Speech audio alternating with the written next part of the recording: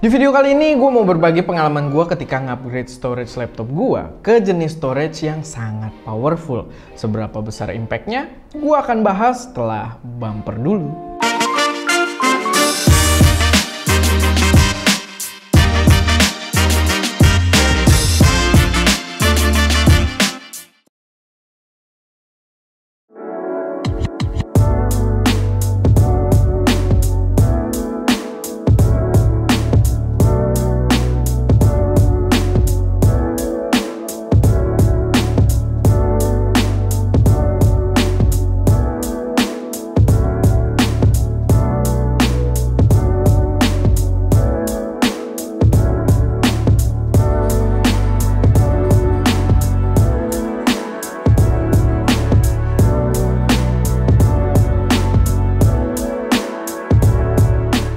Selamat datang di channel SM Media dengan gue Erwin yang seperti biasa akan memberikan referensi gear buat kalian yang mungkin tertarik dengan teknologi ataupun proses produksi konten kreatif.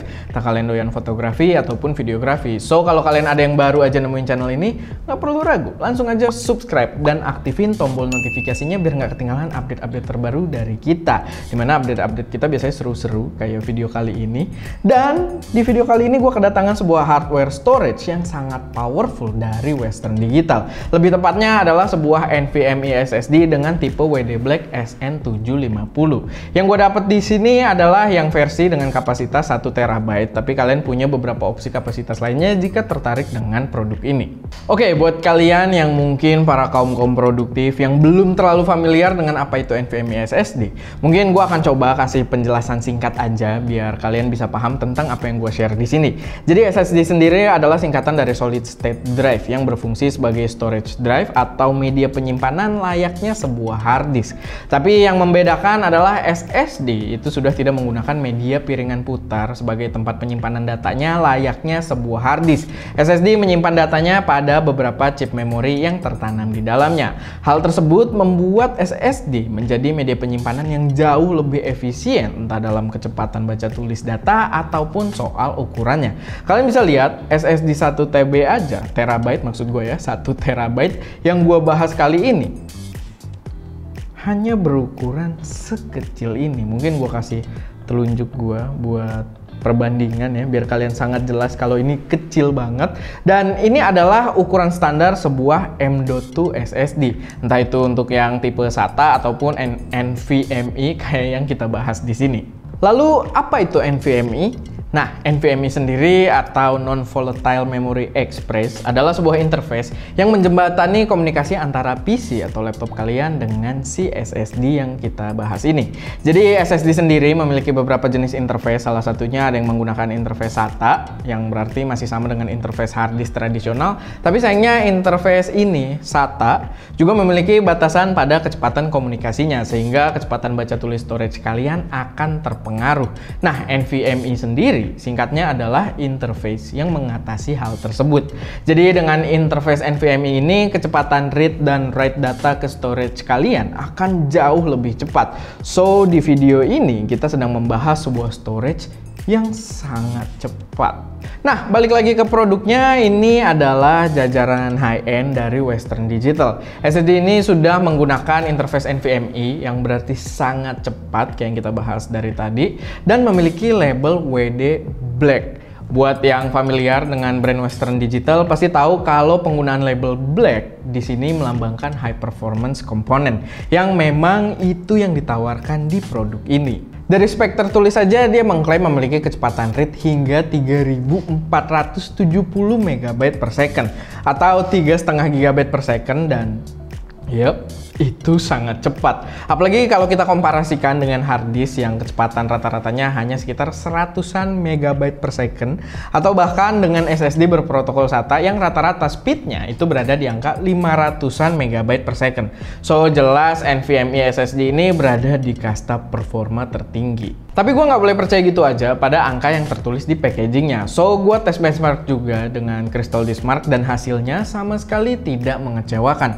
Benar-benar upgrade yang jauh bila dibandingkan dengan SSD yang biasa gue pakai. Tapi dari hasil benchmark ini ada hasil yang cukup menarik, dimana gue merasa performa dari SSD ini akan sangat bergantung juga pada komponen lainnya di PC atau laptop kalian, terutama di bagian motherboard. Karena gue ngetes SSD ini di dua lokasi dengan hasil benchmark yang berbeda, dimana hasil skor yang didapatkan itu sedikit lebih besar pada PC editing gue bila dibandingkan saat gue tes di laptop Asus TUF yang ada di kantor gue.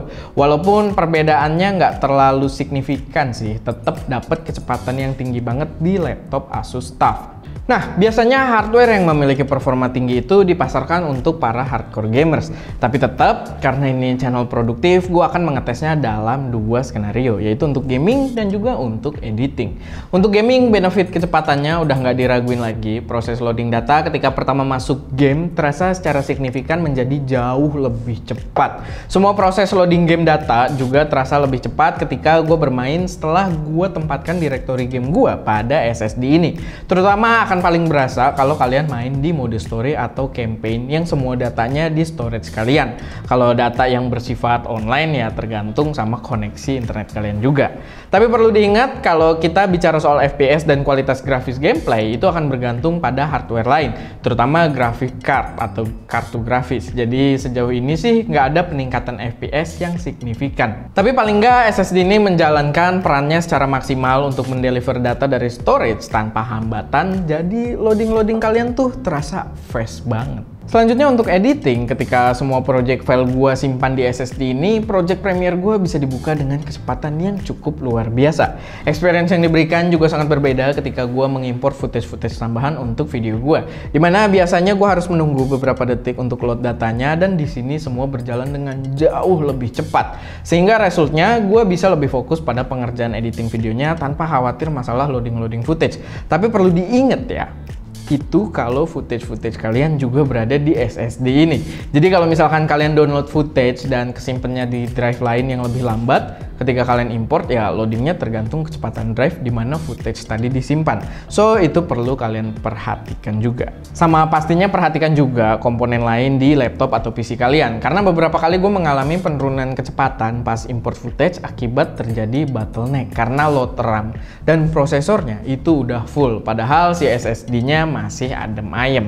So ya bisa jadi catatan tambahan buat kalian. Lalu soal harga sendiri, ya karena ini adalah komponen high end, otomatis harganya juga menyesuaikan. Tapi menurut gue masih sebanding dengan apa yang kalian dapatkan. Dan menurut gue ini adalah produk yang worth untuk dipertimbangkan kalau kalian memang memiliki sistem yang cukup high end dan mau performa yang serba maksimal. Karena perbandingan performance-nya dibanding SSD SATA aja cukup jauh. So ketika kalian upgrade menggunakan NVMe SSD ini, kalian akan mendapatkan gap performance yang cukup signifikan dibandingkan dengan SSD SATA kalau kalian sebelumnya pakai SSD SATA. Gue pribadi suka banget pas produk ini gue jadiin drive untuk footage project gue, karena workflow gue jadi terasa lebih cepat dan efisien.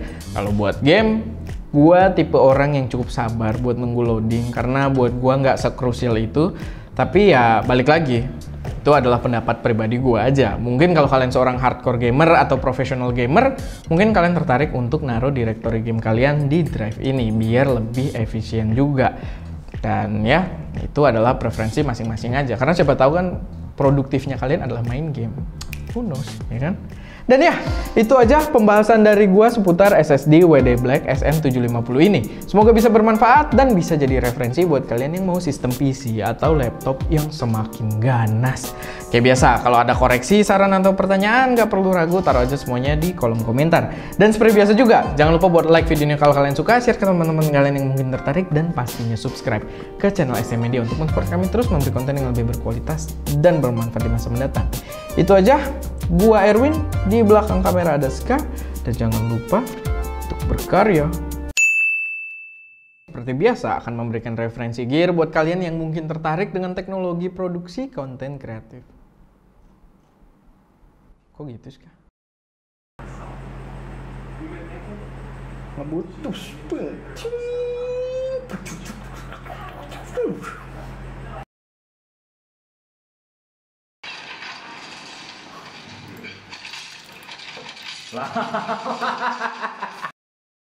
Ini adalah performance.